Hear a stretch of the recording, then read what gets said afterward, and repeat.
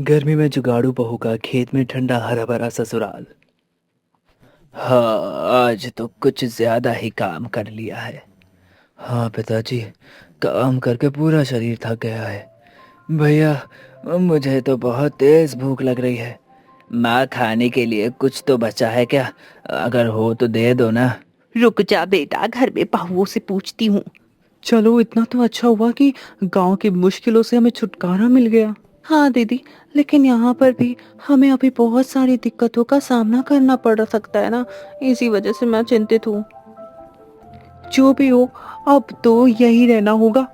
अरे बहू, सुबह का खाना बचा है क्या? बच्चों को भूख लगी, बेचारे काम करके थक के आए हैं, बेचारे बहुत थक गए हैं, उनको भूख लगी हुई है, खाना दे दो। हाँ माँ जी, खाना बचा तो हुआ है। जरा देखना सीता, बर्तन में क्या बचा है। दीदी, इसमें तो थोड़ी सी दाल है और सब्जी बची हुई है, और रोटी। रोटी तो ज्यादा बची है। हाँ, ये है खाना। कोई बात नहीं, जितना खाना बचा है उतना थाली में परोस दो, तेरे पापा जी भी खाएंगे तो 4 जनों के लिए थोड़ा थोड़ा खाना निकाल दे। ठीक है माँ जी, मैं अभी निकाल देती हूँ। मैं बाहर जा रही हूँ, थोड़ा उन लोगों के थोड़ा सा पंखा झल देती हूँ, उनको बहुत गर्मी लग रही होगी। तुम खाना लेकर बाहर आ जाना। माँ जी, आप बाहर बोल दो कि ये लोग 2 खाट बिछा ले, मैं अभी खाना लेकर आती हूँ। ठीक है बहू। ये तो पूरी दाल खट्टी लग रही है। हाँ, क्या बना दिया तुम लोगों ने? पिताजी, मुझे लगता है दाल बासी हो गई है। हाँ भैया, मुझे तो सब्जी भी बासी लग रही है। लगता है गर्मी की वजह से खाना जल्दी खराब हो गया है। छोड़ो छोड़ो छोड़ो, हे भगवान, इस खाने को फेंकवा देते हैं, रोटी प्याज और नमक ही खा लेते हैं। हाँ पिताजी, आप ठीक कहते हैं। अरे बहू, इस थाली के खाने को जरा खेत में फेंकाना। क्यों, क्या हुआ माँ जी, क्या बात है। अरे गर्मी की वजह से पूरा खाना खराब हो गया। अब तो बहुत जल्दी खाना खराब हो जाया करेगा। लगता है खाना ठीक रखने के लिए हमें कोई नया उपाय करना होगा। वैसे भी दोपहर तक सभी भूखे हो जाते, बार बार चूल्हा भी नहीं जला सकते। कुछ तो सोचना पड़ेगा। ला दीदी, मैं खाना फेंक देती हूँ। हाँ ये ले, 1 थाली तू ले ले, 2 मैं ले लेती हूँ। बहू, खाना जरा दूर फेंकना, नहीं तो घर में ही बदबू आती रहती है, तो दूर फेंक के आना। ठीक है माँ जी। दीदी, मैं तो कहती हूँ एक गड्ढा खोद कर उसमें ही इस खाने को फेंक देते हैं। इससे खाने की बदबू भी नहीं आएगी और किसी के पैर में भी नहीं लगेगा, अन्न का अनादर भी नहीं होगा। हाँ तो ठीक कह रही है, आज यहीं पर फेंक देते, कल एक गड्ढा खोद लेंगे, तब उसी में फेंक दिया करेंगे। ठीक है। ठीक है दीदी। ज्यादा गहरा गड्ढा खोद कर क्या ही करना, इतना बहुत है। लेकिन एक बात तो है, जमीन के अंदर काफी ठंडक लग रही है। क्या हुआ दीदी, आपने गड्ढा खोद लिया क्या? हाँ सीता, देखना, मैंने ये गड्ढा खोद दिया है। मैं जमीन के काफी नीचे तक तो आ गई हूँ। अच्छी खासी ठंडक भी है वैसे यहाँ पर। हाँ दीदी, सही बोल रही हो। अरे ठंडक ना होती तो खेत में जो कुत्ते बैठते हैं और वो मिट्टी हटाकर क्यों खोदते हैं? इसीलिए बैठते होंगे क्योंकि उनको ठंडक लगती होगी। सीता, मुझे एक जुगाड़ सूझा है। हम यहाँ की मिट्टी खोदकर अपना देसी फ्रिज बना सकते हैं। ये आप क्या बोल रही हो दीदी, कुछ भी बोलती रहती हो। भला जमीन में गड्ढा खोदकर हम फ्रिज कैसे बना सकते हैं? कुछ भी। कविता की बातें कई सवालों से भरी पड़ी थी, लेकिन क्या सच में कविता जमीन में गड्ढा खोदकर फ्रिज बना सकती है? तब तक गर्मी में सभी अपना गांव छोड़कर खेत में क्यों रहने लगे? क्या पूरा परिवार बिना बिजली के खेत में हमेशा के लिए रह पाएगा? वह खेत में होने वाली परेशानियों का सामना कैसे कर पाएगा? इस कहानी को पूरी तरह से जानने के लिए चलिए एक फ्लैशबैक में चलते हैं। दीदी, मैंने सब्जी काट दी है, अब मैं थोड़ा बाहर का काम कर लेती हूँ। बाहर का क्या काम है? बाहर बहुत गर्मी पड़ रही है, आपको तो पता है ना। हम जैसे ही बाहर निकलते पैर जलने लगते, तो मैं थोड़ा पानी छिड़क देती हूँ, फिर थोड़ी ठंडक रहेगी। ठीक है, तुम जाओ। दीदी, मैं कुएं से पानी लेने जा रही हूँ, थोड़ी देर तक आ जाऊंगी। ठीक है, तुम जाओ। अरे बहू, तू अकेली चूल्हे के पास क्या काम कर रही है? ला, मैं सब्जी बना देती हूँ, फिर जल्दी से खाना लेकर खेतों की तरफ जाना होगा। उधर खेतों पर रामनाथ जी और उनके तीनों बेटे काम कर रहे होते। हे भगवान, इस गर्मी ने तो पूरा पसीने से मुझे तरबतर कर दिया है।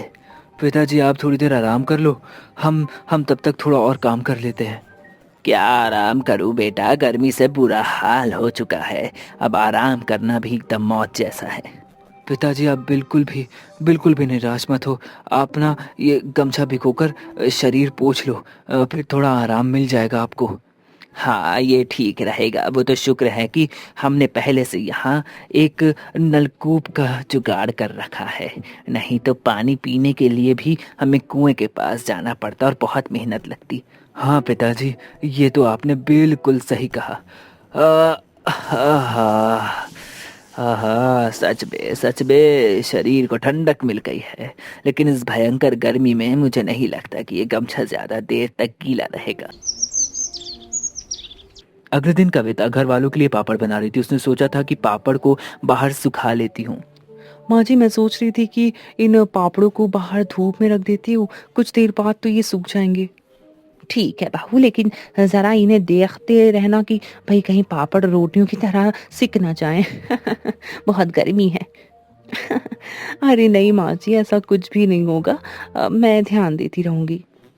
अब कविता बाहर खाट पर पापड़ रखकर अपने दूसरे काम पर लग जाती है। कुछ ही देर बाद विमला जी पापड़ों को देखते हुए बोलती है, ये लो, मैंने तो पहले ही कहा था कि कहीं पापड़ रोटियों की तरह सिक ना जाए। ये लो एकदम सूख कर लकड़ी बन गए हैं ये पापड़। अरे बहू, अरे ओ बहू, देख तेरे पापड़ एकदम सूख के जल गए हैं भाई। इनको उठा ले, जल्दी अंदर लेकर जा। ठीक है माँ जी, मैं अभी रख देती हूँ।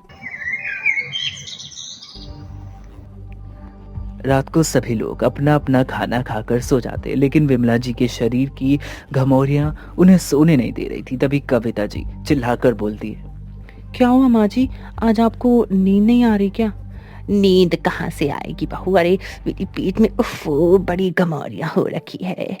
ये कब से खुजली हो रही है, उफ, इसीलिए नींद नहीं आ रही अच्छे से। रुको माँ जी, मैं आपकी पीठ में खुजला देती हूँ। हाँ हाँ हाँ हाँ, थोड़ा थोड़ा नीचे की तरफ खुजलाना। आय हाय, लगता है वहां पर ज्यादा गमौरियां हो गई। हाँ हाँ, मजा आ गई। ठीक है माँ जी, रुको मैं पंखा भी कर देती हूँ। कुछ देर बाद जब विमला जी सो जाती हैं तो कविता घर के बाहर निकलकर ठंडी हवा में घूमने लगती है। तभी उनकी नजर एक दूर दिख रही खेत पर पड़ती है। बाहर कितनी अच्छी हवा चल रही है, और वो दूर हमारे खेत, वहां तो और ज्यादा हवा चल रही होगी। एक हमारा गांव है जहाँ गर्मी से बुरा हाल है। मुझे खेत पर गए हुए काफी दिन हो गए हैं। एक काम करती हूँ, कल मैं सभी के लिए खाना लेकर जाऊंगी, फिर अपने खेत का नजारा भी देखाऊंगी। अरे दीदी, आप इतनी रात को बाहर क्या कर रही हो? कुछ नहीं सीता, बस गर्मी की वजह से थोड़ा बाहर टहलने आ गई थी। काफी रात हो गई, चलो अब सो जाओ। अगले दिन कविता खाना लेकर खेतों पर जाती है तो कुछ ही देर बाद वो नीम के पेड़ के पास बैठ जाती है और खुद से बोलती है, यहाँ तो सच में बहुत ठंडक है, कितनी ठंडी ठंडी हवा चल रही है। ऊपर से यहाँ की जमीन भी ठंडी है। गांव में तो जमीन सुबह से ही जलने लगती है। क्या हुआ कविता, तुम घर नहीं जा रही?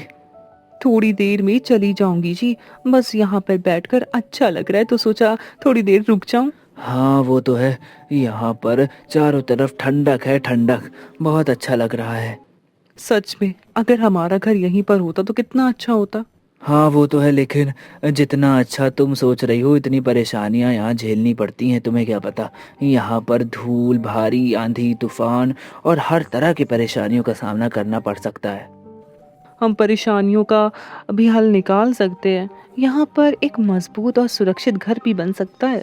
वो सब तो ठीक है, लेकिन माँ पिताजी माने तभी तो कुछ हो सकता है ना। आज जब हम सभी लोग रात में खाने में इकट्ठा होंगे ना, तो फिर तुम सबके सामने ये बात करके देखना। हाँ, मैं एक बार ये बात सभी को बोल दूंगी, एक बार सामने रख कर देखती हूँ क्या होता है। कुछ ही देर बाद कविता वहाँ से घर चली जाती है और शाम होते ही रात के खाने की तैयारी करने लगती है। सीता, आज भिंडी रखी तो है, तो आज भिंडी की सब्जी बना लेते हैं। ठीक है दीदी, मैं भिंडी काट देती हूँ, आप रोटी बना लो। वैसे दीदी, आज आपने जल्दी चूल्हा नहीं जला दिया? हाँ सीता, आज मुझे घर वालों से थोड़ा कुछ बात करनी, उनके सामने एक बात रखनी है। कैसी बात दीदी? जब हम सभी बात करेंगे तो तुम खुद ही जान जाओगी। बस इतना जान लो कि कोई खास बात है। फिर तो ठीक है दीदी, मैं भी जल्दी जल्दी खाना बनवा देती हूँ। पूजा से भी साथ में काम करवा लेते हैं, फिर सब कुछ जल्दी जल्दी हो जाएगा। हाँ दीदी, मैं आ गई हूँ, बताओ भाई क्या करना है, जल्दी जल्दी बताओ, मैं कर देती हूँ। तुम एक काम करो, दाल चावल बना लो। दीदी रोटी बना रही हैं, मैं कुछ देर में सब्जी बना दूंगी। हाँ ठीक है दीदी, मैं बना देती हूँ। कुछ ही देर बाद घर के सभी लोग खाना खाकर इकट्ठा होते हैं। तब कविता अपनी बात रखती है। माँ जी, मैं सोच रही थी अगर हम यहाँ ना रहकर अपने खेत वाली ज़मीन पर रहें तो कैसा होगा? बहू ये तो क्या बोल रही, खेत वाली जमीन कोई रहने की जगह है? अरे वहां पर तो सिर्फ खेती होती है, खेती भाई हम वहां पे कैसे रह सकते हैं हैं? हाँ माँ जी, लेकिन जिस तरह यहाँ पर गर्मी पड़ रही है, यहाँ तो हम लोगों का बुरा हाल है। दिक्कत तो है, इस गांव में चारों तरफ गर्मी का असर दिखने लगा है। बहू, खेत में रहना आसान नहीं होगा। पापा जी, हमारे खेत के पास नलकूप भी लगा हुआ है, पेड़ की छाँव भी है और खेत की सब्जियां भी हुई हैं। बस इस तरह का एक घर की कमी है। अगर वहाँ पर हम एक मजबूत घर बना ले तो वहाँ पर भी हम सुरक्षित तरीके से रह सकते हैं। नहीं बहू, बस अरे गर्मियों की बात है, फिर सब ठीक हो जाएगा। चलो अब सभी लोग सो जाओ, सुबह फिर से अपने अपने कामों पर लगना है। अगले दिन नींद पूरी ना होने के कारण रामनाथ जी को उल्टियाँ होने लगती है। तभी रामू, अरे पिताजी, इतनी रात को आपको क्या हो गया?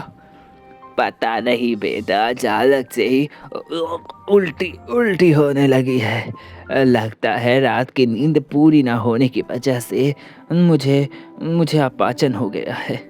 वो तो है पिताजी, हमारा घर भी छोटा है। एक घर में सभी लोग सोते, ऊपर से इतनी गर्मी बढ़ती ही जा रही है, बढ़ती ही जा रही है। मुझे कल बहू वाली बात याद आ रही है। अगर हम खेत में बड़ा घर बना कर रहें तो हमारी दिक्कतें थोड़ी बहुत तो ज़रूर कम हो जाएंगी। हाँ वो तो है पिताजी, लेकिन अब किसी को खेत में रहना ठीक नहीं लगता, तो फिर कविता की बातें सोचकर क्या ही फ़ायदा। बेटा, अब तो मैं बहू के फैसले से सहमत हूँ। हमें खेत पर रहकर गर्मी काट लेनी चाहिए। रामनाथ के मानने के बाद पूरा घर खेत की तरफ रवाना हो जाता है और वहाँ जाने के लिए तैयारियां शुरू कर देता है। अगले दिन सुबह ही घर के सभी लोग घर का छोटा मोटा बड़ा सामान सभी सोच लेकर खेत की तरफ बढ़ने लगते हैं। खेत पर पहुंचते ही हमें सबसे पहले बांस इकट्ठा करने पड़ेंगे ताकि जल्दी से घर का ढांचा तैयार कर पाए। हाँ दीदी, लेकिन सबसे पहले सुबह का खाना खा लेंगे, तभी कुछ करेंगे। मुझे तो सामान बांधते बांधते भूख लगने लग गई है। ठीक है दीदी, आराम करने के बाद हम सभी मिलकर घर के बारे में सोचेंगे। कुछ ही देर बाद सभी लोग घर बनाने में जुट जाते। कोई बांस की लकड़ियां लाया तो कोई मिट्टी इकट्ठा करने में लगा हुआ था और कोई पास में नलकूप से पानी में भरता जा रहा था। कुछ ही समय बाद उनका मिट्टी का घर तैयार हो जाता है। तभी कविता जी बोलती है, आज एक रहने लायक घर तो तैयार हो गया, अब धीरे धीरे इस घर को मजबूत करते रहेंगे। दीदी, यहाँ पर तो हम सभी लोग आराम से रह पाएंगे और आराम से घर में सो भी पाएंगे। अरे अब सभी नहीं, केवल औरतें ही घर में सोया करेंगी। हम सभी अपनी अपनी खाट बाहर डालकर सोया करेंगे। इससे ये रहेगा कि हम खेत की रखवाली भी कर पाएंगे और आराम की नींद भी मिल जाएगी। फिर तो और अच्छा है, औरतें आराम से इस बड़े से घर में सो सकती हैं। अगले दिन घर के सभी मर्द खेतों पर काम करने के लिए चले जाते हैं। बहुएं कुछ नया करने के लिए अलग अलग जुगाड़ सोचती। तभी सीता बोलती है, दीदी, हमारी झोपड़ी में अब थोड़ी ठंडक तो रहती है, लेकिन अभी भी पेड़ों के बीच से आने वाली धूप हमारे घर पर पड़ती रहती है। तो मैं सोच रही हूँ क्यों ना हम अपने घर की छत पर कुछ बेल वाले पौधे लगाएं। इससे ये होगा कि वो हमारी झोपड़ी के ऊपर एकदम चारों तरफ फैल जाएंगे और एकदम छत वाला काम करेंगे और धूप भी नहीं लगेगी, और तो और अंदर गर्मी भी कम होगी। हाँ, ये तो सही कह रही है, हम ऐसा कर सकते हैं। तो फिर सोचना क्या है, आज ही मैं कद्दू और तरबूज जैसे फल छत पर लगा देती हूँ। इससे जल्दी से ही हमारी छत बेलों से ढक जाएगी। ठीक है। इस तरह दोनों बबुओं ने मिलकर सब्जियां और फल अपनी झोपड़ी के ऊपर उगा लिए। इस तरह पूरे घर पर फैल गई, जैसे वो कोई घर नहीं बल्कि झोपड़ी के आकार का पेड़ लगने लगा था। धीरे धीरे सभी बबुओं ने खेत में रहने का दौरान उन्होंने कई सारी समस्याओं को ठीक करती रही। एक दिन पूजा नलकूप के पास वाली जमीन पर बैठकर सोच रही थी। तभी कविता जी भी वहां पर आ जाती है। दीदी देखो ना, ये यहाँ की ज़मीन कितनी ठंडी है। हाँ पूछा, यहाँ की ज़मीन तो हमेशा पानी गिरता रहता है ना, तो इस वजह से ठंडी है, इसीलिए ये अच्छी जगह लग रही है। दीदी, अगर इसे नाली की तरह घर में पतली नालियाँ बनाकर हम उससे में रात भर पानी गिरने का जुगाड़ कर दें, तो फिर सोचो हमारे आसपास कितनी ठंडक होने लगेगी। लेकिन ये कैसे होगा? आसान है दीदी, हम एक बांस का स्टैंड बनाकर उसमें एक मटका लटका देंगे, जिसके नीचे छोटा सा छेद कर देंगे। फिर नटका वो जो मटका होगा वो रात भर पानी भरकर छोड़ दिया करेंगे। उससे धीरे धीरे पानी पतली नालियों में बहता रहेगा। इस तरह हमारा घर और बाहर की जगह ठंडी ठंडी रहेगी। वाह पूजा, ये तो एक बहुत अच्छा जुगाड़ है। चल फिर आज हम सब ये मिलकर काम करते, इस जुगाड़ को पूरा करते हैं। इस तरह से तीनों बहुओं ने मिलकर आसपास का वातावरण अब ठंडा बना लिया था, लेकिन अभी भी कई सारी दिक्कतें थी जो खत्म नहीं हो पाई थी। एक दिन घर के सभी मर्द खेतों का काम खत्म करके झोपड़ी के बाहर खाट पर आराम करने के लिए आते। तभी रामनाथ बोलता है, हाँ आज तो कुछ ज्यादा ही काम कर लिया है। हाँ पिताजी, काम करके पूरा शरीर थक गया है। भैया मुझे तो बहुत तेज भूख लग रही है। माँ खाने के लिए कुछ तो बचा है क्या? अगर हो तो दे दो ना। रुक जा बेटा, घर में बहुओं से पूछती हूँ। चलो इतना तो अच्छा हुआ कि गांव की मुश्किलों से हमें छुटकारा मिल गया। हाँ दीदी, लेकिन यहाँ पर भी हमें अभी बहुत सारी दिक्कतों का सामना करना पड़ सकता है ना, इसी वजह से मैं चिंतित हूँ। जो भी हो, अब तो यही रहना होगा। अरे बहू, सुबह का खाना बचा है क्या? बच्चों को भूख लगी, बेचारे काम करके थक के आए हैं, बेचारे बहुत थक गए हैं, उनको भूख लगी हुई है, खाना दे दो। हाँ माँ जी, खाना बचा तो हुआ है, जरा देखना सीता बर्तन में क्या बचा है। दीदी इसमें तो थोड़ी सी दाल है और सब्जी बची हुई है, और रोटी रोटी तो ज्यादा बची है। हाँ ये है खाना। कोई बात नहीं, जितना खाना बचा है उतना थाली में परोस दो, तेरे पापा जी भी खाएंगे तो 4 जनों के लिए थोड़ा थोड़ा खाना निकाल दे। ठीक है माँ जी, मैं अभी निकाल देती हूँ। मैं बाहर जा रही हूँ, थोड़ा उन लोगों के थोड़ा सा पंखा चल देती हूँ, उनको बहुत गर्मी लग रही होगी। तुम खाना लेकर बाहर आ जाना। माँ जी आप बाहर बोल दो कि ये लोग 2 खाट बिछा ले, मैं अभी खाना लेकर आती हूँ। ठीक है बहू। ये तो पूरी दाल खट्टी लग रही है। हाँ, क्या बना दिया तुम लोगों ने? पिताजी मुझे लगता है दाल बासी हो गई है। हाँ भैया, मुझे तो सब्जी भी बासी लग रही है। लगता है गर्मी की वजह से खाना जल्दी खराब हो गया है। छोड़ो छोड़ो छोड़ो, हे भगवान, इस खाने को फेंकवा देते हैं, रोटी प्याज और नमक ही खा लेते हैं। हाँ पिताजी आप ठीक कहते हैं। अरे बहू, इस थाली के खाने को जरा खेत में फेंका ना। क्यों, क्या हुआ माँ जी, क्या बात है? अरे गर्मी की वजह से पूरा खाना खराब हो गया। अब तो बहुत जल्दी खाना खराब हो जाया करेगा, लगता है खाना ठीक रखने के लिए हमें कोई नया उपाय करना होगा। वैसे भी दोपहर तक सभी भूखे हो जाते, बार बार चूल्हा भी नहीं जला सकते, कुछ तो सोचना पड़ेगा। ला दीदी, मैं खाना फेंक देती हूँ। हाँ ये ले, 1 थाली तू ले ले, 2 मैं ले लेती हूँ। बहू खाना जरा दूर फेंकना, नहीं तो घर में ही बदबू आती रहती है, तो दूर फेंक के आना। ठीक है माँ जी। दीदी मैं तो कहती हूँ एक गड्ढा खोदकर उसमें ही इस खाने को फेंक देते हैं, इससे खाने की बदबू भी नहीं आएगी और किसी के पैर में भी नहीं लगेगा, अन्न का अनादर भी नहीं होगा। हाँ तो ठीक कह रही है, आज यहीं पर फेंक देते, कल एक गड्ढा खोद लेंगे तब उसी में फेंक दिया करेंगे। ठीक है। ठीक है दीदी। ज्यादा गहरा गड्ढा खोदकर क्या ही करना, इतना बहुत है।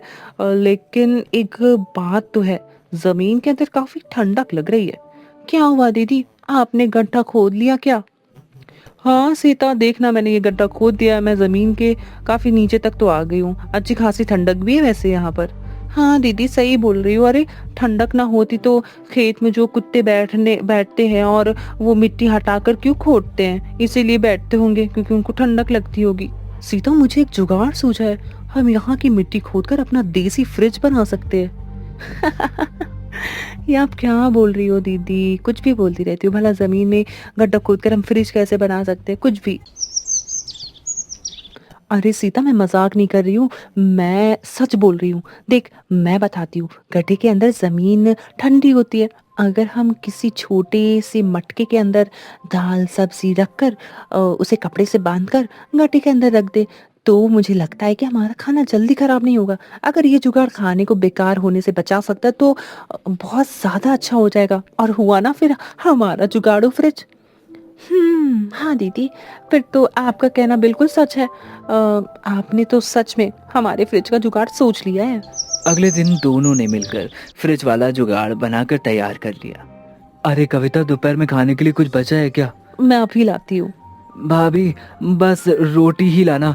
खाना तो इस समय तक अक्सर बासी हो जाता है, तो खाने का कोई मतलब नहीं। हाँ भैया, बासी खाना खाकर हमें अपनी तबीयत नहीं खराब करनी, रोटी ही लिया दो। अरे देवर जी, आप परेशान ना हो, एक बार खाकर तो देखो। ये बासी खाना अब बिल्कुल बेकार नहीं लगेगा। ये बासी नहीं है बल्कि एकदम अच्छा है, ताज़ा ताज़ा लगेगा। मैंने इसका समाधान भी निकाल लिया है। क्या मतलब भाभी जी? मतलब मैं आपको बाद में बताऊंगी। पहले आप बचा हुआ खाना खाकर बताओ कि वो बासी है, बदबू आ रही है या नहीं। ठीक है भाभी, आप खाना ले आओ। अब कविता उसी गड्ढे में छोटी सी मटकी निकालती है और उसमें रखा हुआ खाना सभी लोगों को परोस देती। फिर सभी लोग खाना खाने लगते हैं। तभी रामू बोलता है, अरे आज तो दाल में कुछ ऐसी बदबू नहीं आ रही है, बल्कि और अच्छा स्वाद आ रहा है। हाँ भैया, ऐसा लग रहा है जैसे दाल जरा सी भी बासी नहीं हुई है। दाल की छोड़ो, अरे ये सब्जी देखो, बिल्कुल ठीक लग रही है। ये सब कैसे हुआ भाभी? ये सब हमारे देसी फ्रिज का कमाल है। हमने जमीन में एक गड्ढा खोद कर उसी में छोटी छोटी मटकियां रख दी और उसमें खाना रख दिया और ऊपर से कपड़े को बांध दिया ताकि हवा भी अंदर ना जाए और ठंडक भी रहे। ओहो, ये बात सच में तुम्हारे जुगाड़ ने तो आज भर पेट खाना खिलवा दिया। अरे हमारे घर की तरफ तो देख जरा। हाँ, ऐसा हरा भरा घर हमारी बहुओं का कमाल है। आज हम सब ये सब बड़ी बहू की वजह से देख पा रहे हैं। अगर हम आज तक गांव में रहते तो न जाने किसकी किसकी तबीयत खराब हो जाती। हाँ, ये बात तो है। अब यहाँ पर रहकर धीरे धीरे हमारी सारी परेशानियां खत्म हो चुकी है। अगर नहीं भी हुई होगी तो उसके लिए हमारी 3 जुगाड़ू बहुएं हैं ना। बिल्कुल ठीक कहा। इस तरह पूरा परिवार गांव की गर्मी को छोड़कर ठंडे और हरे भरे खेत में रहने लगा। समय के साथ उनको सारी तरीके और सारी चीजें समझ में आने लगती। जीवन को पूरी तरह से वो आसान बना चुके थे और आखिरकार वो खेत के बगल में रहने लगे। हर बात पर तमाशा खड़ा करने वाला ससुराल। आरती, ये चाय तुमने बनाई है ना? इतनी फीकी क्यों है? कोई स्वाद ही नहीं आ रहा। घर में काम करते वक्त ध्यान कहाँ रहता है तुम्हारा? माँ जी, मैंने ठीक से ही तो बनाई थी। अगर चीनी कम है तो अभी डाल देती हूँ। इतनी सी बात पर आप नाराज मत होइए। चाय की एक चुस्की ने फिर से माहौल गर्म कर दिया। और ये कोई पहली बार नहीं था और शायद आखिरी भी नहीं। इस घर में एक छोटी सी गलती को भी बड़ी बना दी जाती थी। आरती की बातें सुनकर सीमा कहती है, माँ जी ठीक कह रही हैं आरती, काम में थोड़ा और ध्यान रखना चाहिए। अगर ऐसे ही रसोई बनाने की तुम्हारी आदत रही तो किसी दिन मेहमान आएंगे तो क्या कहेंगे? दीदी, रोज रोज सुनकर अच्छा नहीं लगता। मैं सीख रही हूँ, पर हर बात सबके सामने मत कहिए। थोड़ा प्यार से भी समझाया जा सकता है। सीमा को लगा जैसे उसकी बात काट दी गई हो। उसे याद आया जब वो नई नई आई थी तब उसने कुछ नहीं कहा था, पर समय बदल गया था और बहुएं भी। अरे सुबह सुबह फिर क्या शुरू हो गया? चाय में चीनी कम है तो डाल दो ना। इतना बड़ा मुद्दा बनाने की क्या जरूरत है? तुम्हें तो सब मजाक ही लगता है। घर की इज्जत ऐसे नहीं बनती। छोटी छोटी लापरवाही से आदत बिगड़ती है। विमला देवी को लगता था कि सख्ती से ही केवल घर को संभाला जा सकता है। उन्हें डर था कि ढील देने से सब हाथ से निकल जाएगा, पर सख्ती कब ताने में बदल जाती है ये उन्हें भी पता नहीं चलता था।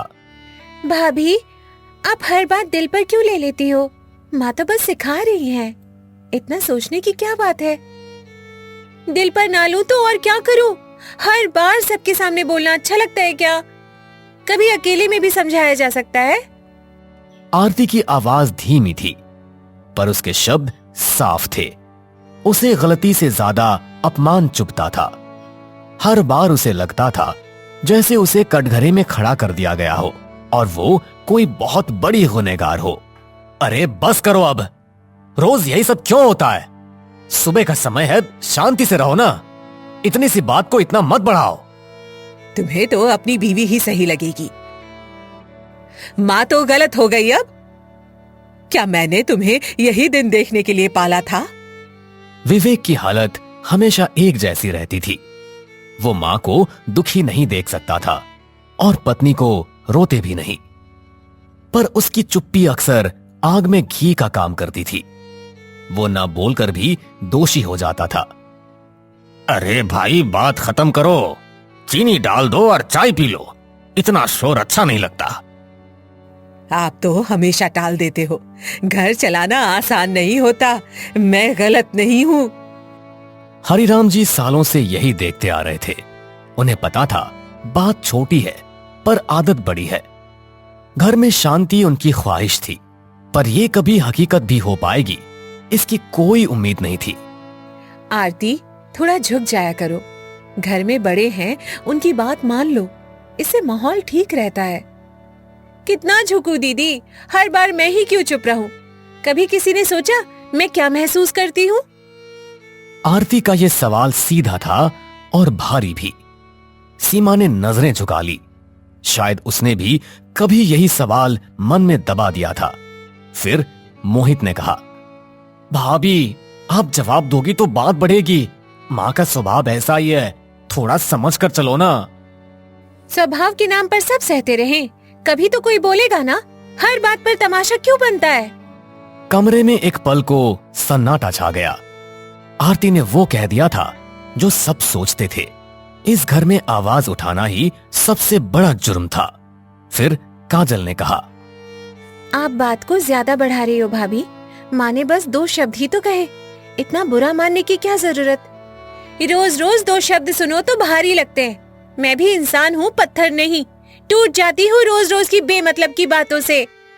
आरती की आंखें हल्की सी भर आई, पर उसने आंसू गिरने नहीं दिए। उसे पता था रोने पर भी यही कहा जाएगा, ड्रामा कर रही है।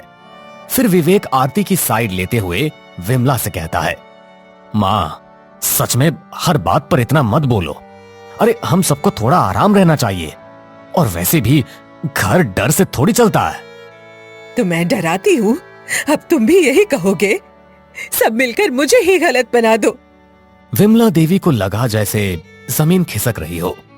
उन्हें पहली बार महसूस हुआ कि बच्चे अब छोटे नहीं रहे, पर उन्हें ये बात मान लेना आसान नहीं था। फिर हरिराम विमला को समझाते हुए कहते हैं, अरे विमला, सुन भी लिया करो। बच्चे दुश्मन नहीं है तुम्हारे। घर में हंसी रहे तो अच्छा लगता है। मैं तो बस सुधार चाहती हूँ। क्या अगर मैं ना बोलूं तो घर सुधर जाएगा? अरे, मेरी नीयत खराब नहीं है। मैं सबके भले के लिए ही बोलती हूँ। नीयत सच में खराब नहीं थी, पर तरीका ऐसा था कि हर दिन झगड़े में बदल जाता था। सुधार की कोशिश अक्सर अपमान बन जाती थी। आरती थोड़ी नरमी से बोली, माँ जी, मैं आपकी इज्जत करती हूँ, बस थोड़ा प्यार से बोल दीजिए। तमाशा मत बनाया कीजिए। मुझे लगा तुम लापरवाह हो। शायद मैं ही ज्यादा बोल जाती हूँ। सोचूंगी इस बारे में। सुबह का झगड़ा वहीं थम गया, पर पूरी तरह खत्म नहीं हुआ। घर में पहली बार खुलकर बात हुई थी। अब देखना था क्या आदत बदलेगी या फिर अगली सुबह फिर वही तमाशा होगा।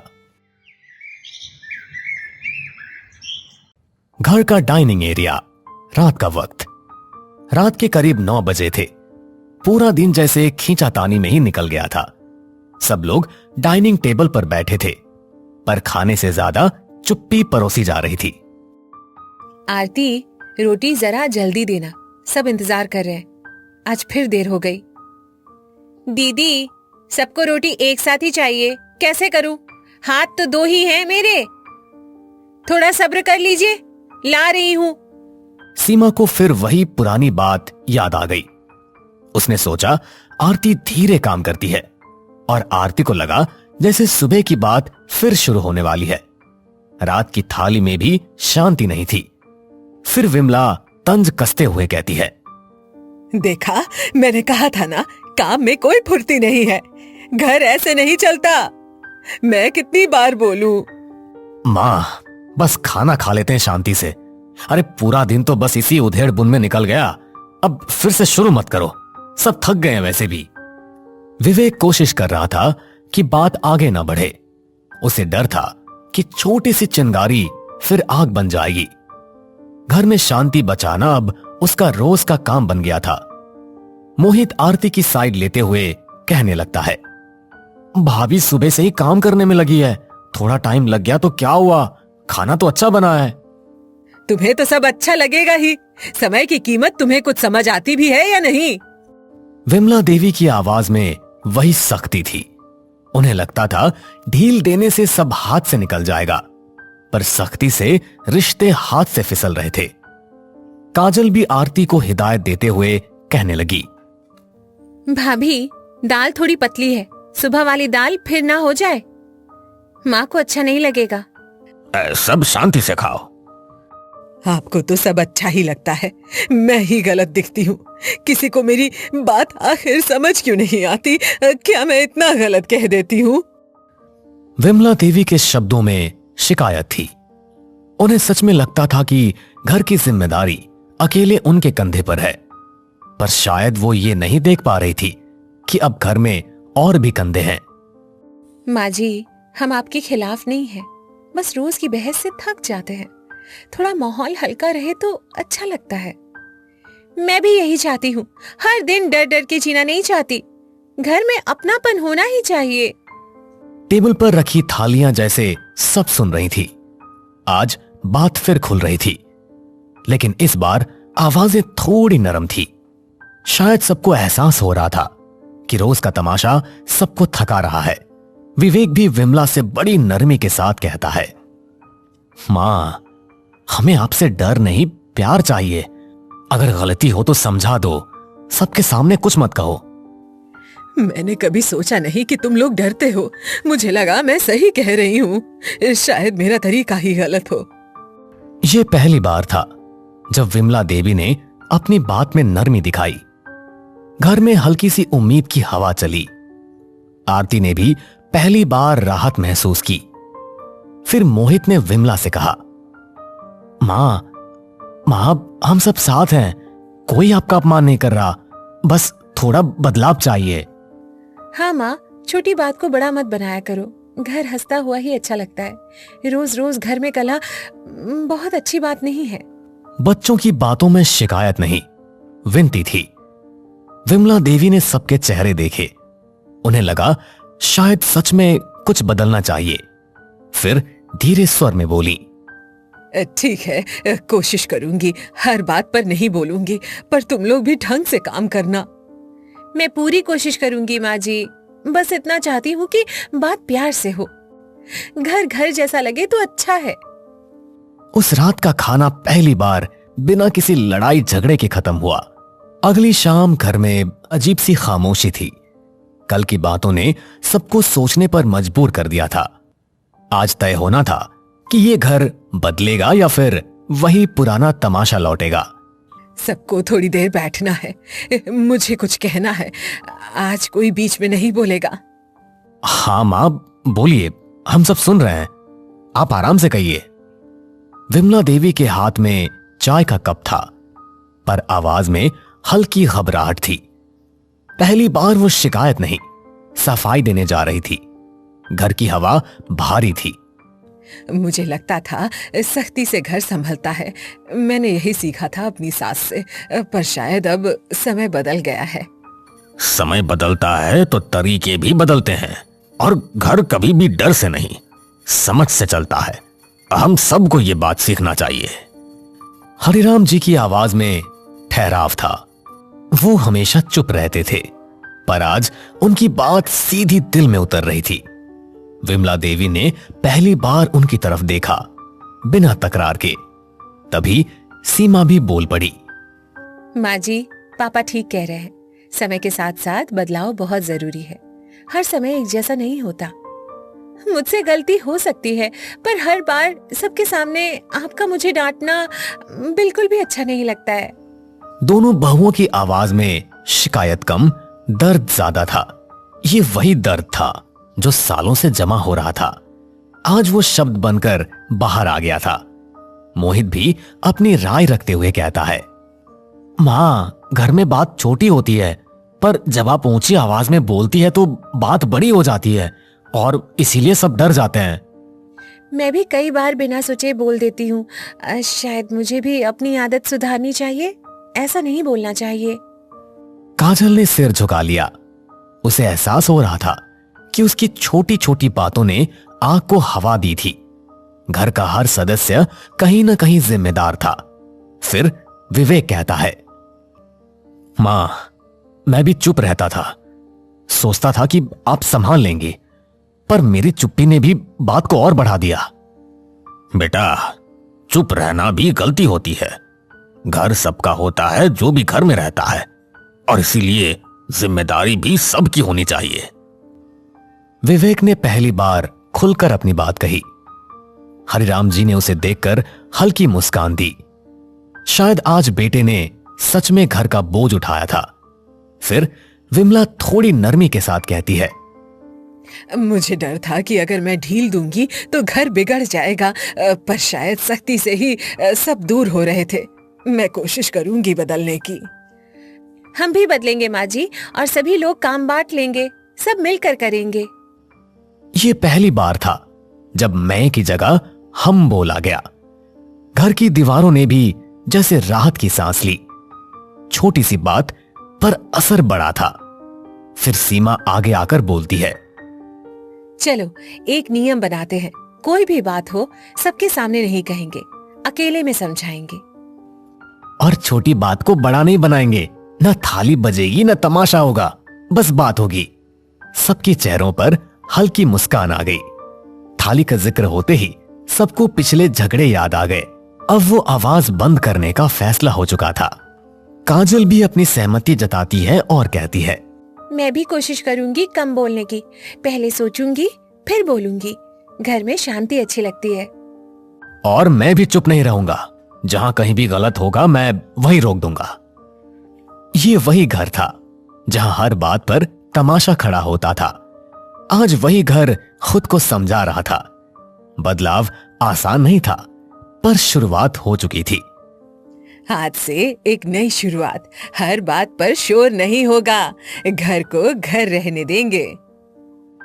बस यही चाहिए था। अब सभी लोग खाना साथ में हंसकर खाएंगे, किसी से डर कर नहीं। उस रात पहली बार टीवी की आवाज झगड़े से ऊंची थी। हंसी की हल्की गूंज पूरे घर में फैल गई। तमाशे वाला ससुराल धीरे धीरे परिवार बन रहा था। हर बात पर डांट और डर कम होगा और अपनापन बढ़ेगा।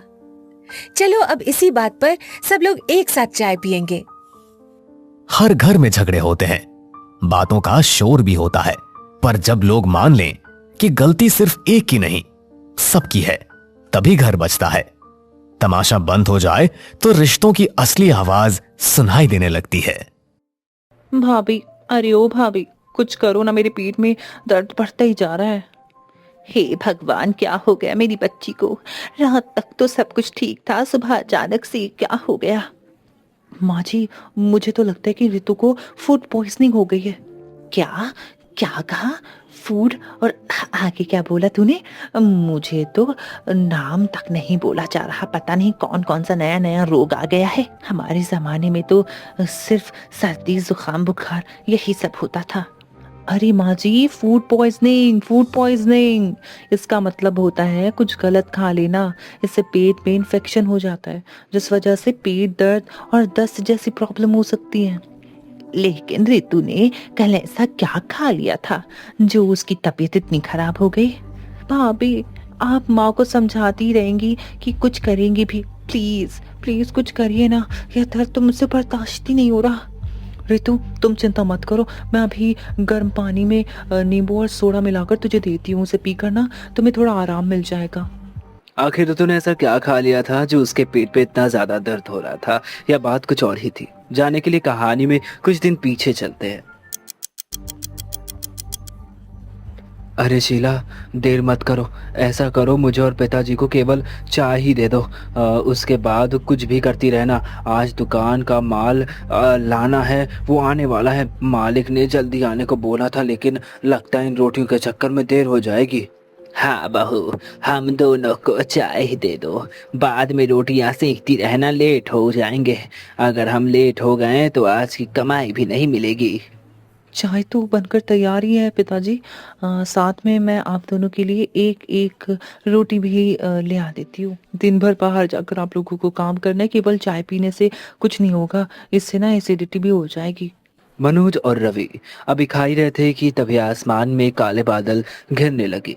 लीजिए पिताजी, बस इसी की कमी थी। लगता है आज हम समय पर दुकान नहीं पहुंच पाएंगे। हे भगवान, थोड़ा थम जाना, अभी मत बरसना। हम दुकान पर पहुंच जाएं तब भी बरस लेना, जी भर के बरस लेना। अरे अरे दादाजी, आप तो बिल्कुल वो वाले गाने की तरह बात कर रहे हो। मेरी प्यारी गुड़िया, तेरे दादा को गाना गाना नहीं आता है। अच्छा, या तो बता कौन सा गाना था वो?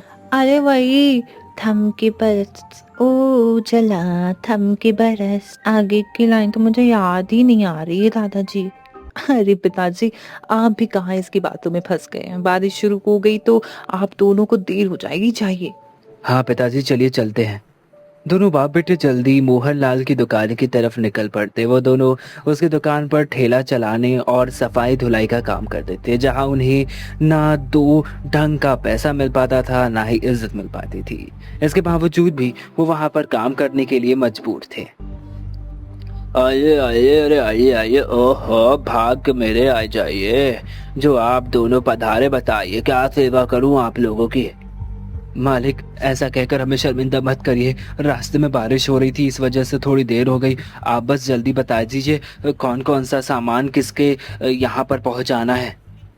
अरे निकम्मो, अरे मैंने तुम दोनों को आज जल्दी आने को बोला था, फिर भी तुम लोगों ने इतनी देर कर दी। ऊपर से बारिश का बहाना दे रहा, और बरसात के मौसम में बारिश नहीं होगी तो क्या फूल झड़ेंगे? हाँ मालिक, आप नाराज मत होइए, जल्दी जल्दी काम बता दीजिए, हम भी ना देर करे सारा काम कर देंगे। वैसे भी बारिश का कोई ठिकाना नहीं होता, कभी भी शुरू हो सकती है, तो दुकानदारों तक माल पहुंचाना और मुश्किल हो जाएगा।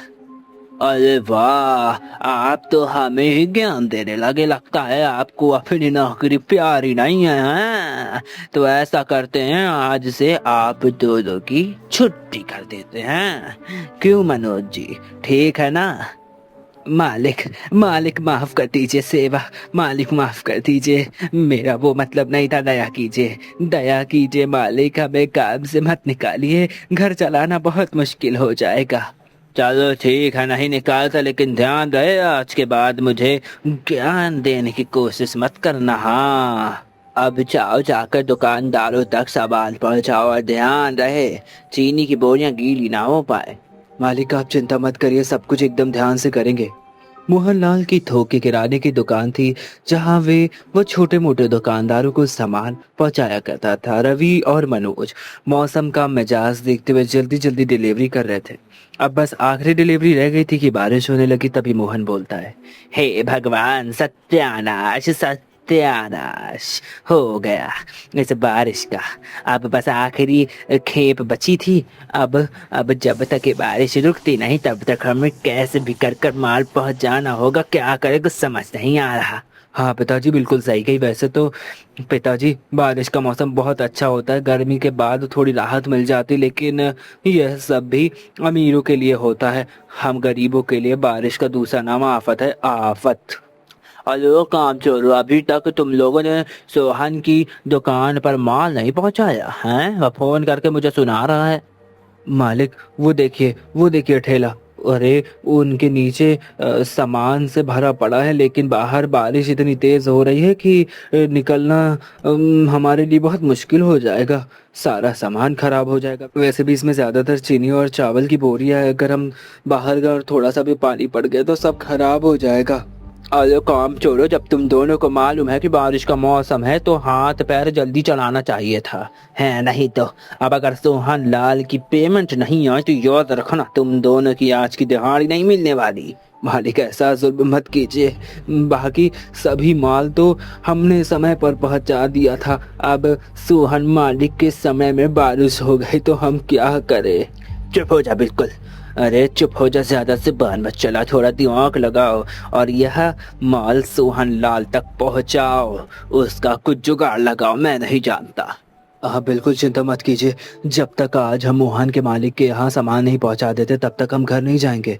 आज बारिश रवि और मनोज के सब्र का इम्तिहान लेने पर उतारू थी, तो वहीं दूसरी तरफ घर में सभी की हालत बहुत खराब थी। अरे माँ जी, इस बारिश ने तो सब कुछ बर्बाद कर दिया। देखिए ना, जगह जगह में पानी टपक रहा है, पूरा चूल्हा खराब हो गया है। और तो और जो थोड़ा बहुत आटा बचा रखा हुआ था वो भी खराब हो गया, उसमें भी पूरा पानी मिल गया है। क्या करे बहू, तेरे ससुर और पति की कमाई भी तो इतनी नहीं होती कि बारिश में कुछ कर पाए, बारिश से पहले छत की मरम्मत कर पाए। हर साल यही सोचते रह गए, लेकिन कुछ हो ही नहीं पाया, कुछ समझ ही नहीं आ रहा है। अरे मम्मी, अभी ये गरीबी पुराना पढ़ने का समय नहीं है। जल्दी जल्दी हम सबको बाल्टी और बर्तन को पानी टपकने वाली जगह पर लगाना होगा, नहीं तो पूरा घर तालाब बन जाएगा। अरे अरे बुआ, बन क्या जाएगा, ये तो ऑलरेडी बन चुका है। वह देखो उस तरफ मम्मी के मसालों के डिब्बे पानी में तैर रहे हैं। हे भगवान, क्या आफत है। एक तो यहाँ सामान खरीदने के पैसे नहीं, ऊपर से दूसरी तरफ इस टपकती छत की वजह से जो था वो भी बर्बाद हो गया। हे भगवान, अब हम क्या करें। अरे बहू, तब की बात तब सोचेंगे, अभी तो इस टपकते हुए पानी को रोकना होगा। तू ऊपर जाकर छत पर प्लास्टिक शीट डाल दे और ऋतु घर में जमा पानी बाहर निकाल। शीला छत पर जाकर प्लास्टिक सीट बिठाती है, तो वहीं दूसरी तरफ रवि और मनोज भी ठेले पर लदे हुए सामान को प्लास्टिक से अच्छी तरह से कवर कर लेते हैं। मालिक, लगता है यह बारिश आज नहीं रुकने वाली, इसीलिए हमने सामानों को अच्छी तरह से प्लास्टिक के कवर में पैक कर दिया, इसे पहुंचा रहे हैं, जा रहे हैं। इससे क्या होगा कि पानी अंदर नहीं जाएगा, कुछ भी सामान खराब नहीं होगा। और आप बिल्कुल निश्चित रहिए, थोड़ी देर बाद आप सोहन लाल से पैसे मांग सकते हैं। ठीक है, जल्दी जाओ, लेकिन ध्यान रहे सामान खराब नहीं होना चाहिए, हाँ, नहीं तो तुम्हारे पैसे कटेंगे।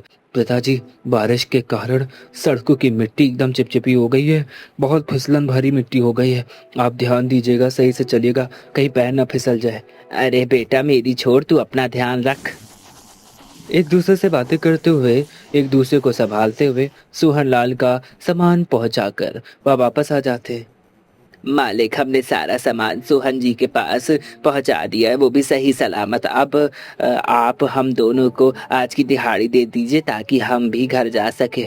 मालिक, अगर हो सके तो थोड़ा चावल और दाल भी दे देते ताकि बारिश में दूसरी जगह से राशन न खरीदना पड़े। क्यों रे रवि, मेरा गोदाम तुझे धर्म खाता नजर आता है क्या? हाँ, जो कभी आटा नहीं तो कभी चावल मांगता रहता है। नहीं मालिक, मैं तो बस यूं ही कह रहा था, यदि संभव नहीं है तो रहने दीजिए। मोहनलाल से 200 की दिहाड़ी के सिवा दोनों बाप बेटों को कुछ नहीं मिलता है। बेटा, आज तो बड़ी देर हो गई, घर पर सभी लोग राह देख रहे होंगे, जल्दी जल्दी कदम बढ़ाने होंगे, सब्जियां और किराने का सामान भी तो लेना है। पिताजी, इन 200 रुपए में हम क्या क्या ले पाएंगे, मुझे तो कुछ समझ में नहीं आ रहा है। भगवान ने हमें जन्म देकर कोई गलती तो नहीं करती है। बेटा, हिम्मत नहीं हारते, जीवन में संघर्ष ही संघर्ष भरा पड़ा है, बस हमें अपने कर्मों पर ही रहना, अपने कर्म अच्छे करना, बाकी ऊपर वाला तो देख ही रहा है, सब उस पर छोड़ दे। बहू, थोड़ी चाय बना दे, थोड़ी थकान हो रही है आज। जी पिताजी, आप दोनों कपड़े बदल लीजिए, तब तक मैं चाय बढ़ा देती हूँ। अरे ऋतु, आज छत से पानी टपकने लगा था क्या? हाँ पापा, हमारा घर मिनी स्विमिंग पूल बन गया था, जिसमें मम्मी के मसाले के डिब्बे भी स्विमिंग कर रहे थे। अरे मेरे प्यारे बच्चों, अपने दादाजी को भी बताओ आज तुमने क्या क्या किया। दादाजी, मैं बताता हूँ। आज इस पिंकी ने अपनी कॉपी के पन्ने फाड़ कर नाव बनाई थी, उससे ना जमे पानी में, घर में जो पानी जम गया था ना, उसमें डालकर घेर रही थी। इसे समझाओ दादाजी, कॉपी के पेज को यूं बर्बाद ना करा करे। अरे दादाजी, बस एक ही पेज फाड़ा था। ये मोनू का बच्चा कब से सभी से ही शिकायत लगा रहा है। सभी आपस में बातें कर रहे थे, तभी दरवाजे पर दस्तक होती है। तू रहने दे बहू, मैं जाकर देखती हूँ इतनी रात गए कौन आया है। अरे कांता जी, आप इतनी रात गए, कहीं कुछ काम है क्या? अरे भाई, काम वाम क्या था, वह तो मैं तुम्हारे लिए छोले लेकर आई थी। सुबह बहू ने छोले भटूरे बनाए थे तो काफी छोले बच गए, तो मैंने सोचा तुम्हें भी दे दूं। हाँ, अरे कांति जी, इसकी क्या जरूरत थी, हमारे घर में खाना बन चुका है, आपने आने में थोड़ी देर कर दी। अरे साबित्री जी, वैसे भी तेरे घर में क्या ही बना होगा, वही सूखी रूठी रोटियां बनी होंगी और वही दाल। ये ले, सभी को थोड़ा थोड़ा खिला देना, थोड़ा मन बदल जाएगा। कांता जी जिद की वजह से सावित्री को छोले लेने पड़ते हैं।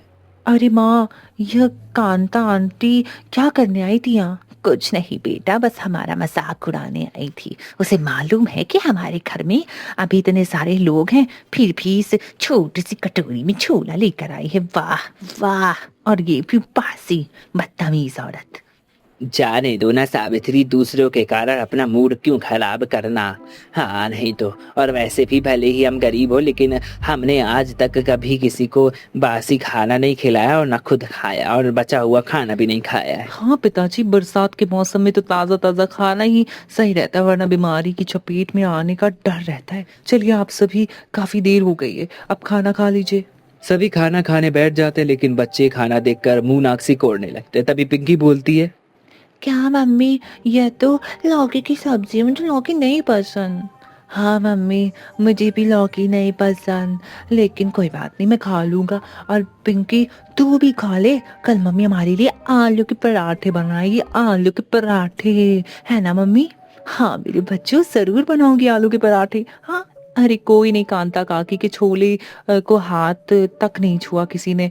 हाँ, ऐसा करती हूँ, मैं ही खा लेती हूँ।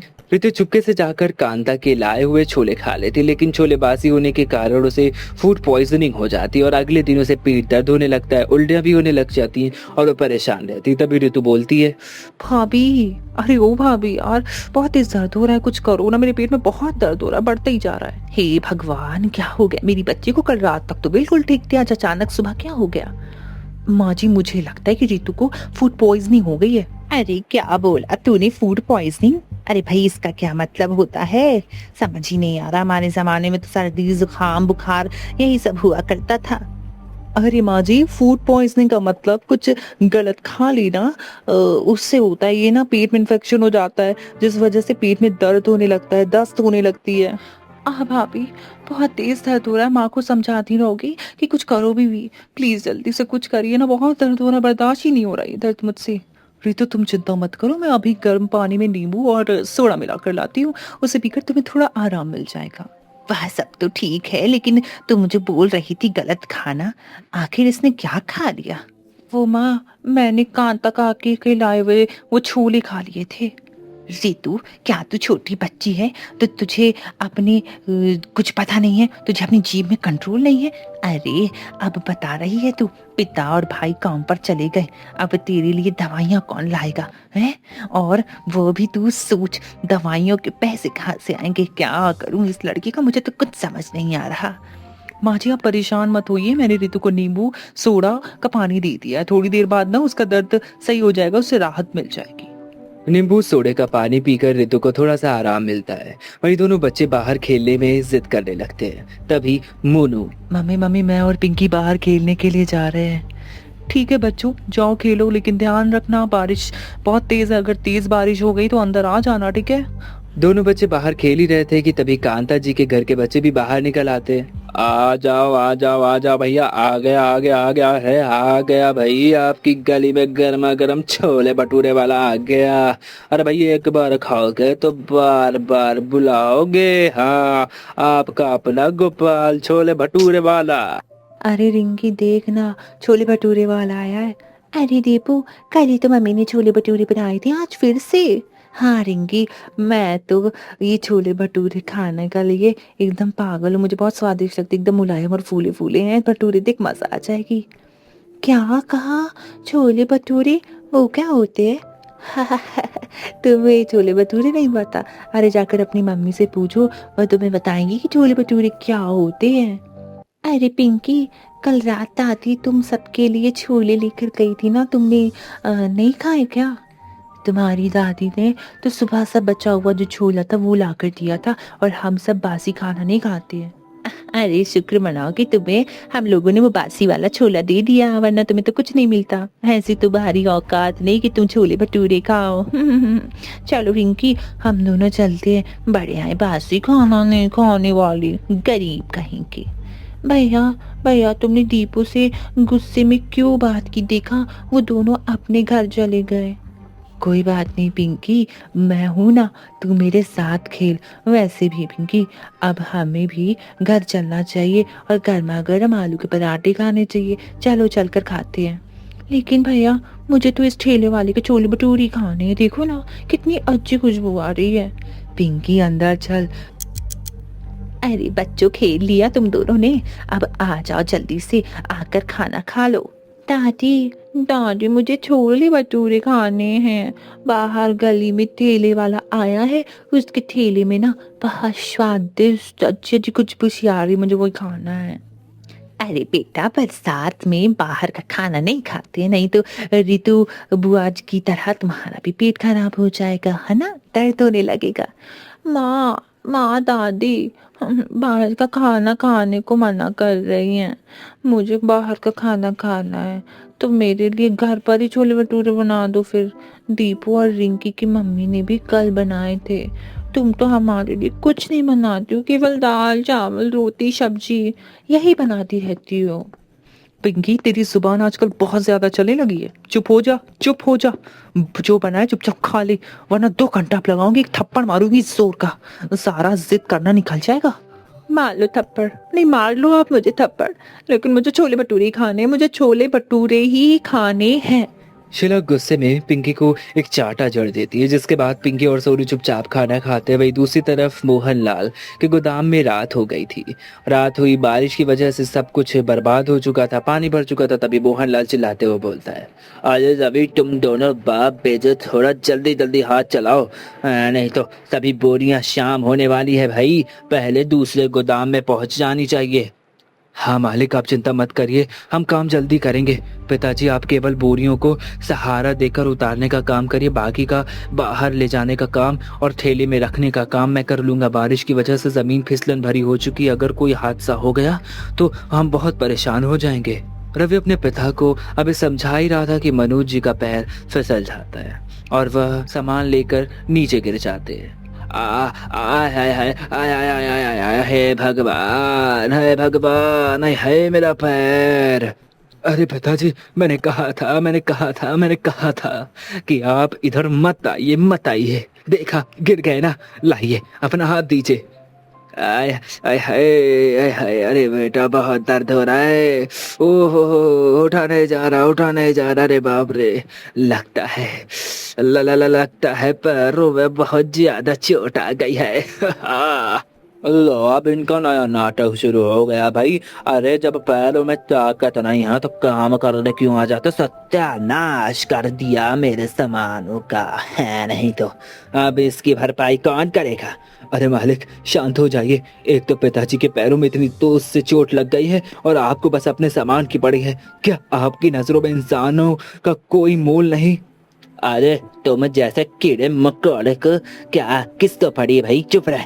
वैसे भी आधी से ज्यादा दुनिया तुम जैसे कीड़े मकोड़ों से भरी पड़ी। अगर 2-4 को कुछ भी हो जाता है तो क्या फर्क पड़ता है भाई? मालिक, बहुत बोल लिया आपने। आप हमें कोई मुफ्त में पैसे नहीं दे रहे, हम काम करते हैं, उसके बदले में मेहनती मिलती है हमें, वो अभी आधे दाम पर। कल से हम दोनों आपकी दुकान पर कोई काम नहीं करेंगे, नहीं आएंगे हम आपकी दुकान पर काम करने। अरे जहाँ इंसानों को इंसान नहीं समझा जाता, वहाँ अपना खून जला के क्या फायदा? अरे हाँ भाई, जाओ जल्दी जाओ, निकल जाओ। देखता हूँ तुम दोनों को कौन काम देगा। आखिर में रोते हुए, गिड़गिड़ाते हुए, हाथ फैलाते हुए मेरे पास ही आना है तुम दोनों को। रवि अपने पिताजी को ठेले पर लेटा देता है और वापस घर आ जाता है। सावित्री उनका हाल देखकर बोलती है, अरे बेटा, इन्हें क्या हुआ? कुछ नहीं माँ, कीचड़ में इनका पैर फिसल गया था, थोड़ी सी चोट आ गई है। तुम इनका ध्यान रखो, मैं और शीला पास के क्लिनिक में जाकर आते हैं। शीला, मैंने माँ से कहने को तो कह दिया कि पास के क्लिनिक में जाते हैं, लेकिन पैसे नहीं है, मैं क्या करूँ, कुछ समझ नहीं आता। क्यों, क्या हुआ? आज आप दोनों की दिहाड़ी नहीं मिल पाई? रवि शीला को गोदाम के पास हुई सारी बात बताता है। आप लोग चिंता मत कीजिए, मेरी एक दोस्त नर्स है, वो पास की क्लिनिक में काम करती है, हम वहाँ चलते, हो सकता है वो कुछ मदद कर दे। शीला अपनी दोस्त मीनल से मदद मांगती है। मनोज जी के पैरों को देखने के बाद मीनल कुछ दवाइयाँ लिखती है। शीला, आंचल के पैरों में फ्रैक्चर तो नहीं है, लेकिन मोच जरूर आई है, और गर्म पट्टियां बांध देती हूँ और कुछ दवाइयाँ लिख देती हूँ जिससे इन्हें आराम मिल जाएगा। बस ध्यान रखना कि अपने पैरों में ज्यादा जोर ना दे। ठीक है मीनल, चल मैं तुझे तेरे क्लिनिक तक छोड़ देती हूँ, तुझसे कुछ बातें भी कर लूंगी। चल आजा, दवाइयाँ भी वहीं से ले लूंगी, चल आजा, जल्दी से आजा। अरे शीला, तेरे ससुराल का इतना बुरा हाल कैसे? वह सब छोड़ मीनल, बीती बातों को दोहराने से कोई कुछ नहीं होने वाला सिवाय दर्द के। हाँ, क्या बताऊं। अगर तुझे सच में मेरी इतनी चिंता है तो यह बता कि तू मेरी मदद करना चाहती है। तू मेरे लिए कोई काम ढूंढ देना मीनल। देख शीला, मेरे पास तेरे लायक कोई काम नहीं है, लेकिन हाँ, तेरे पति के लायक ज़रूर काम होगा। मैं जिसके क्लिनिक में काम करती हूँ ना, वहाँ पर एक नया हॉस्पिटल बनाया है, तो वहाँ के लिए ईमानदार सिक्योरिटी गार्ड की तलाश है। डेली के ज़्यादा तो नहीं, लेकिन 500 रुपये मिल जाएंगे। तो कहे तो रवि जी के लिए मैं बात करूँ। मीनल, मीनल तुझे नहीं मालूम तूने मेरे लिए क्या किया है। तेरा ये एहसान मैं कभी नहीं भूलूंगी। चल अच्छा ठीक है, ज़्यादा सैंटी मत हो। मैं तेरे सामने ही डॉक्टर सर से बात करके देखती हूँ, रवि जी के बारे में नौकरी पक्की करवाती हूँ। उसके बाद हम दोनों दोस्त मिलकर छोले भटूरे खाएंगे। वैसे भी बरसात के मौसम में छोले भटूरे खाने का तो मज़ा ही कुछ और है। मीनल अपने क्लिनिक में बात करके रवि की नौकरी पक्की करवा देती है। अरे वाह शीला, सर ने रवि जी को कल ही आने के लिए बोल दिया है। अब तो तेरी सारी टेंशन खत्म है। अब चल सामने ठेले से चलकर छोले भटूरे खाते हैं। नहीं मीनल, तू खा ले, मेरा मन नहीं है। शीला क्या बात है, तुझे छोले भटूरे तो बहुत पसंद है, आखिर क्या बात हो गई जो तू मना कर रही है? अब तुझसे क्या छुपाना। वो बात कुछ ऐसी कि घर में काफ़ी दिनों से बच्चों को छोले भटूरे खाने हैं, वो बहुत जिद करे, लेकिन पैसे की तंगी की वजह से मैं बना ही नहीं पा रही हूँ। ऐसे में कैसे भी करके मुझे, हाँ, ये क्या ही कर सकती हूँ, मैं नहीं खा सकती छोले भटूरे जब तक मेरे बच्चे नहीं खाएंगे। तो यह बात है। अच्छा सुन, पहले हम दोनों दुकान से मैदा, चने और तलने के लिए तेल खरीदेंगे, ताकि तू आज रात अपने बच्चों के लिए छोले भटूरे बना सके। उसके बाद तू मना नहीं करेगी, ठीक है?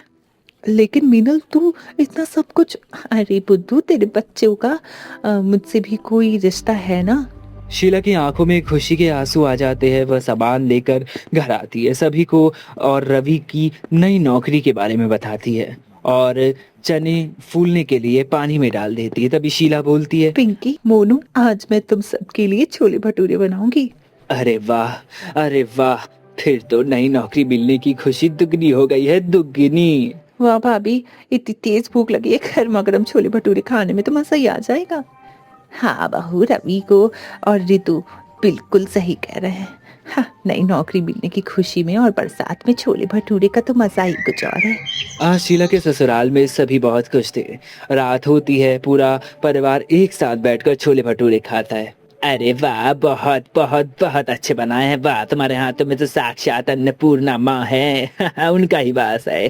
कितने स्वादिष्ट छोले भटूरे बनाए हैं, मजा ही आ गई।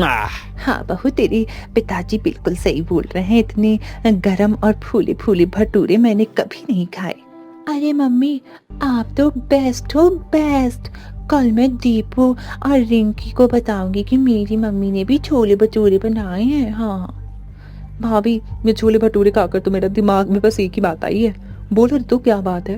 भाभी, मैं यही सोच रही थी कि भैया तो कल सिक्योरिटी गार्ड की नौकरी पर जाएंगे, ऐसे में हमारा ठेला तो खाली ही रहेगा, तो क्यों ना हम उस ठेले पर छोले भटूरे बनाकर बेचें। ऐसे में कुछ इनकम भी हो जाएगी और इसके लिए आपको कहीं दूर जाने की ज़रूरत भी नहीं पड़ेगी।